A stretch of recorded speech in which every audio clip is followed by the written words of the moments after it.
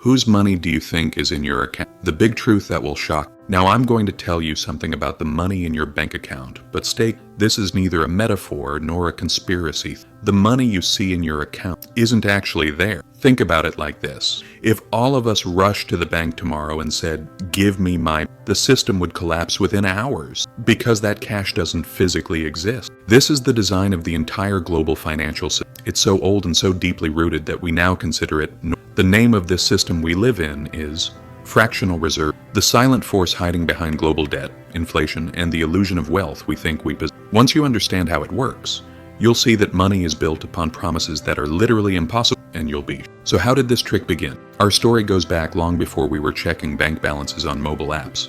In medieval Europe, money consisted of gold. The wealthy kept their gold in their homes, even though they knew it was rich. That's why people started depositing their precious metals with gold. In return, the goldsmith gave them a receipt, like a parking ticket.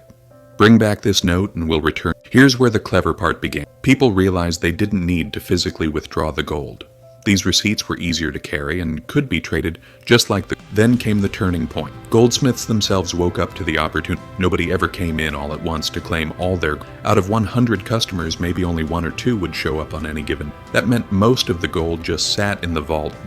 So the goldsmiths got creative. Even though they had only 300 pieces of gold, they printed 3,000 receipts. They then loaned out these extra receipts with interest, making money from something that didn't exist. As long as not everyone demanded the gold at the same time, no one noticed. This was literally money made out of thin. History learned from this. This little trick became institutionalized once banks were established. Even governments.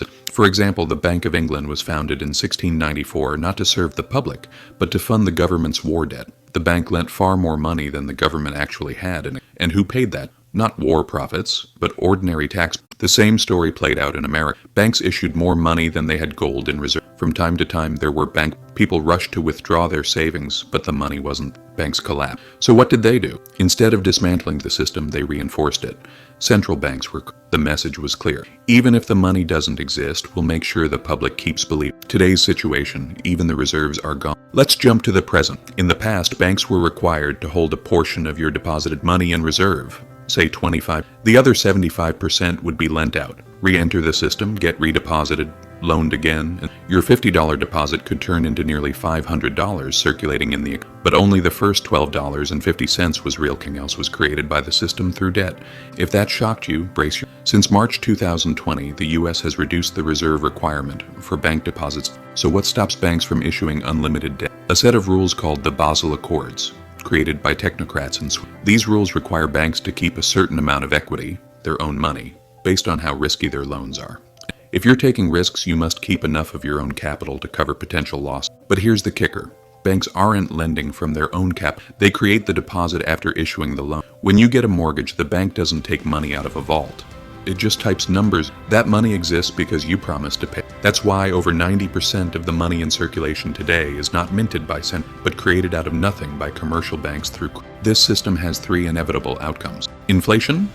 Because more and more credit is constantly being created, the value of the money you hold drops. Prices rise not because things get more expensive, but because the currency gets endless debt. Since money is born as debt, there's always more debt in the system than money to pay. Someone always has to borrow more to keep the system running. Concentration of power. Banks earn interest on money they don't even. Governments spend without raising taxes. The wealthy, especially those with real assets like property or stocks, get richer as inflation drives up asset prices. For the system not to collapse, you must stay in. If everyone paid off their loans tomorrow, the money supply would shrink and the economy would grind. The system depends on your belief that the numbers in your account are real, and on your willingness. You are both the fuel and the collateral. Conclusion and advice. So what do we take from this? Money is not wealth. Real wealth is land, knowledge, skills, and independence. When paper promises disappear, what remains? Debt is not neutral.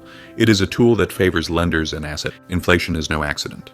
It is built into the system. Most of the money in the bank was created through debt, and the system was never designed to protect your. See the trick, protect yourself. If you ignore it, you'll continue playing a game where the system always wins.